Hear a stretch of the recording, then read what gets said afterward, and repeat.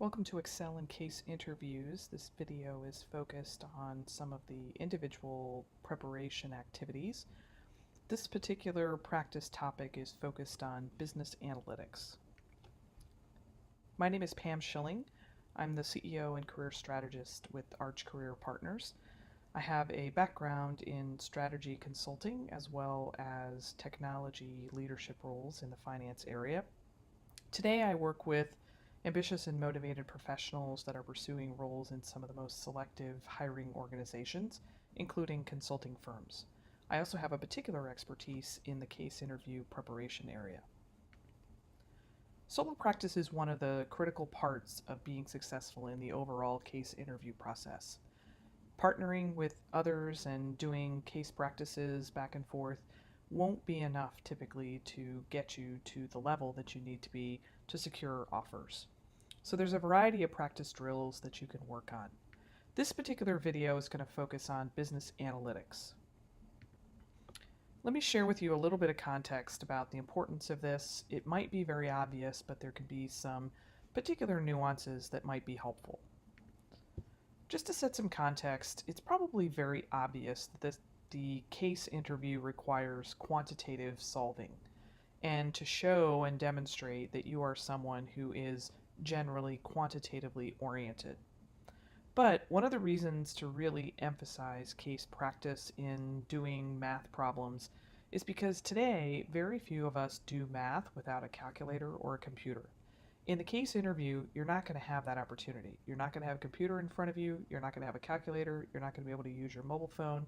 Everything that you're going to have to do is essentially pen to paper, literally, and to find ways to do math accurately but quickly. The other thing to think about when you're building out your practice plan and setting aside time for this is that really under the stress conditions of a case interview, even the strongest quantitative person can make mistakes. And I've seen students do it over and over and over again over the years when I was sitting in the interview room making those evaluations. So practice this because the more memory muscle that you have and the more awareness that you have of the time clock, you're going to be better off in the long run. So for some of you, business analytics is old hat and it's something that you're very comfortable with. But for some of you, there can be some challenges, particularly if you're someone who doesn't have a quantitative background, either through your education or your work experience.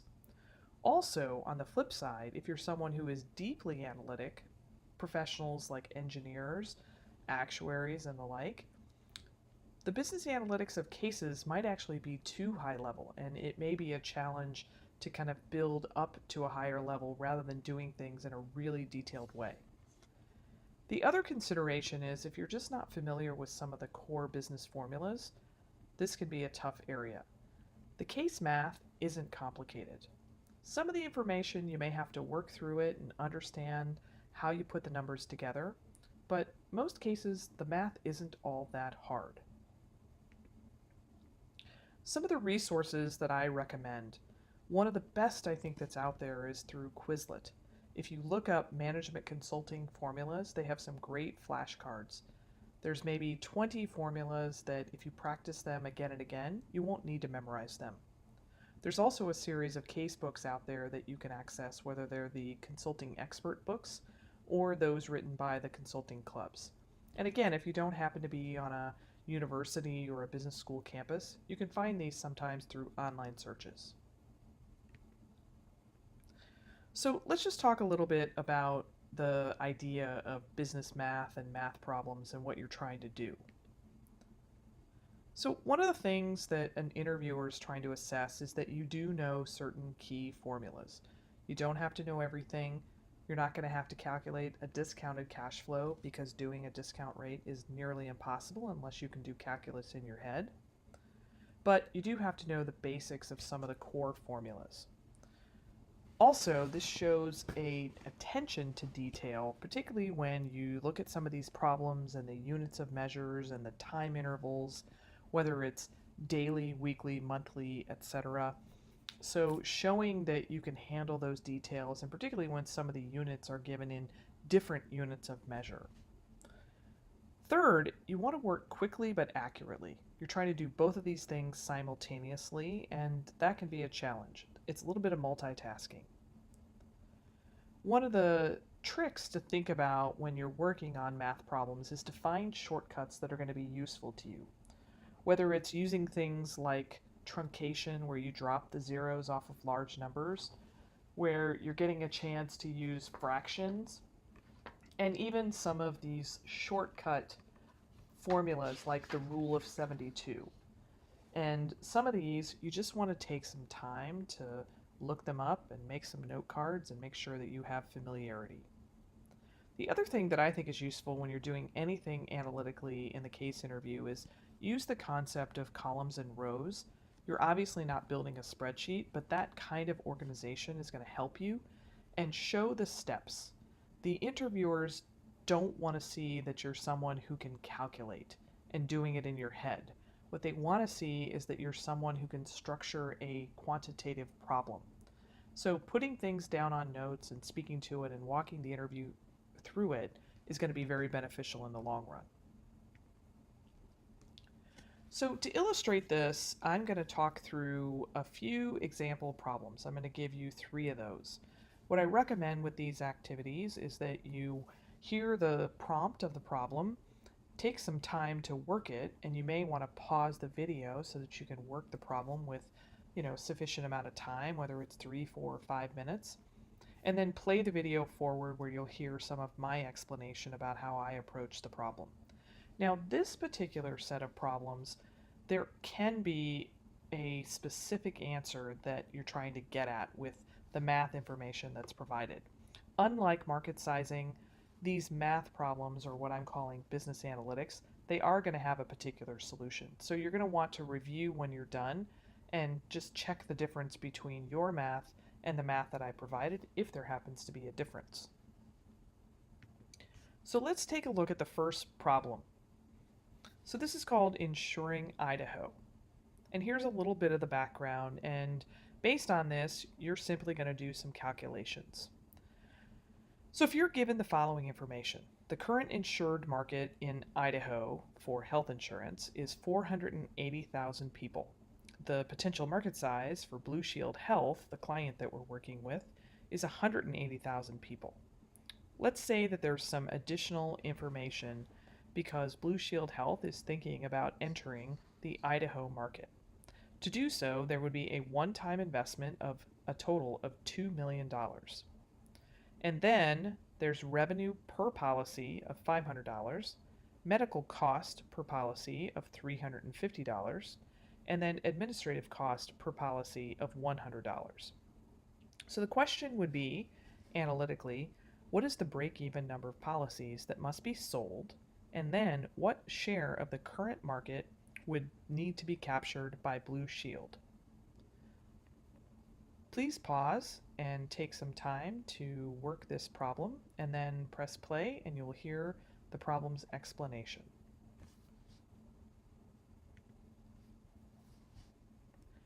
So this question is really doing 2 things.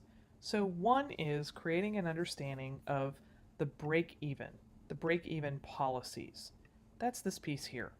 The second part of the question is asking what share of the market would the client need to get in order to hit that break-even number. So what that means is we're trying to find a break-even calculation. So in order to do that, we take revenue per policy less the costs. And this will give us the contribution margin. This is a particular term that can be helpful in calculating the break-even. Then, in order to figure that out, we take the one-time investment, which are the fixed costs, and divide by the contribution margin. That gives us the break-even value. Then if we take the current market, which was given to us, and we take 40,000 divided by the current market, that would tell us that the client is going to need to have 8% of the overall market in order to break even. So if we were trying to solve this problem in a larger case, what we might do is determine, is it realistic that they could get 8% of the market? So as part of this problem, Make sure that you have a good understanding of what contribution margin is, and very quickly that you would want to know the break-even formula. And you'd want to be able to do the shortcut formula as opposed to some long, drawn-out formula.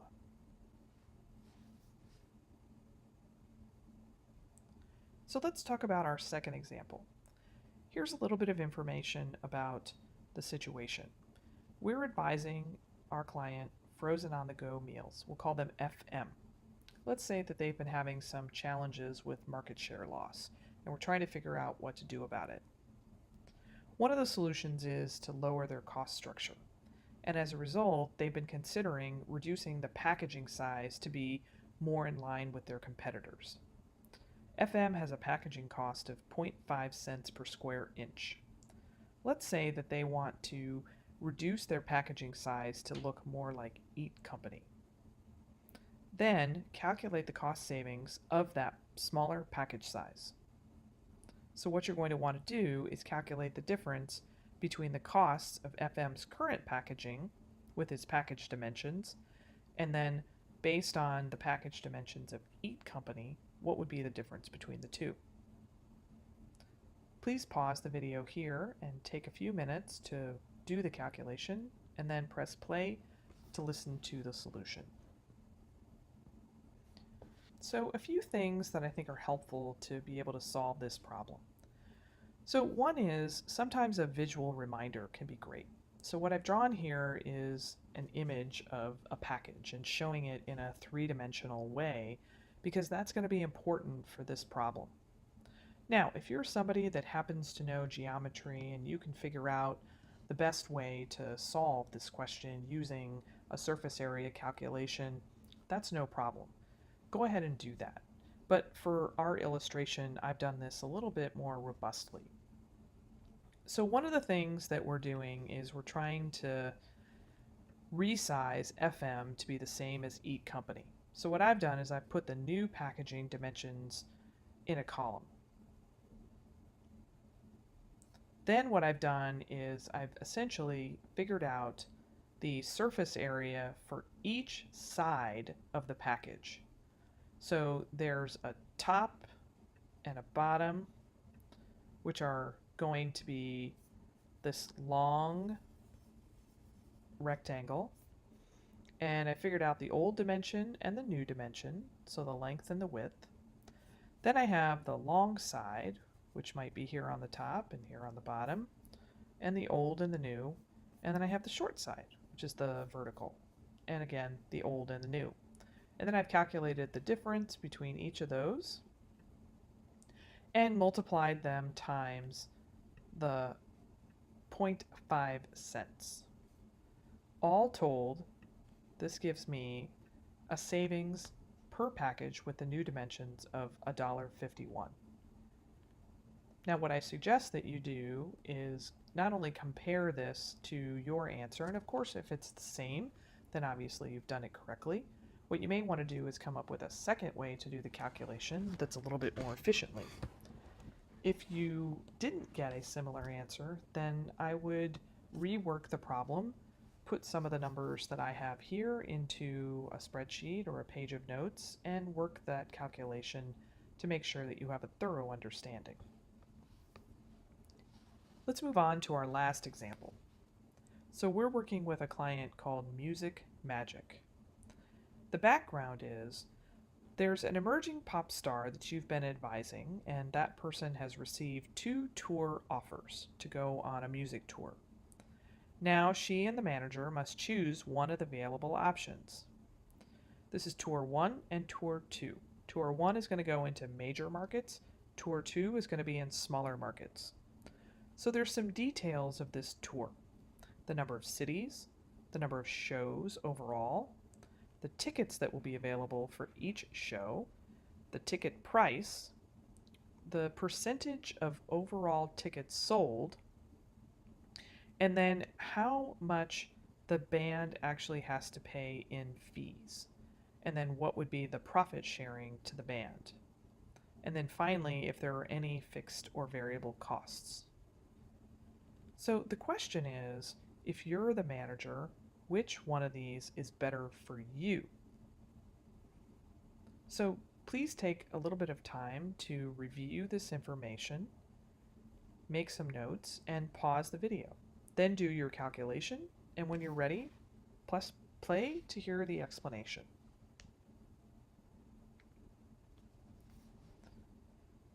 All right, now of course I have a slight advantage here having a bit of a schedule to put all of this together, but you can certainly do this by hand without too much trouble. So one of the first things that I did was to calculate tour number 1. And I pulled together some of the data. So I looked at the projected tickets and the revenue per show because there's a price of $50, and then the overall tour revenue. That gives me that tour revenue, and then there are fixed and variable costs, and then there's a band fee guarantee, and that gives the overall tour profit. Then the band gets a certain percentage of that profit based on the agreement. So this then, if you take the guarantee to the band plus the profit that the band gets, this is the total revenue to the band. Now, off of that revenue, the manager is going to get their commission of 20%. That would mean that the manager would be paid $263,000 on tour number 1.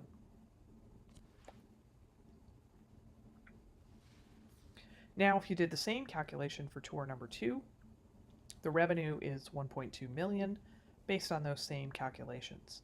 However, tour number 2 has no fixed costs and it has no variable costs.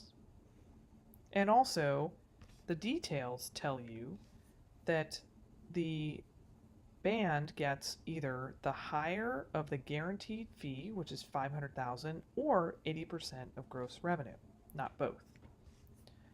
And so if the overall profit to the band is 1.2 million of revenue, then they would get 80% of that, which is 960,000. If the manager gets 20% of that, that means that their commission would be 192,000. So what's interesting in this problem is that the band, their overall revenues are very different, but there's a lot more upside in the smaller markets potentially, and they don't have as many costs, so it lowers their risk. But the band manager would definitely like tour number 1 because their commissions are going to be a lot higher, unless of course the shows don't sell out as predicted. So again, take a look at this, and if your answer is the same, great. What you may do is try to work the problem more efficiently a second go through. If your answer is different, spend some time looking at this and try to make sure that you have a good and thorough understanding of the problem. Now, in truth, some of the details of this problem are a little bit weird, especially this guarantee to the band. But think about it, and then also think about how you could put it in your notes to make it much clearer. So as you go through these type of math problems, again, we follow the similar process where you have practice and feedback. The feedback is reviewing the solution, and then based on that solution, do some drills or some additional review. So if you've had some trouble with market sizing, that's a different type of a problem versus these. But there could be some similar lessons learned. Could be the speed, the accuracy, the details, the organization. But for these type of math problems, what also might be a factor is the type of formulas that you have an awareness of, and just in general, reading through the details to very conceptually understand what the problem's asking for.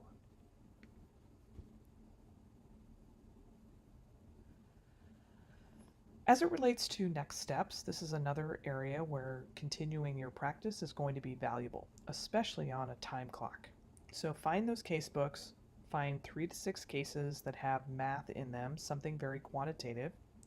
Work those cases, work the math, and then go back to the solution.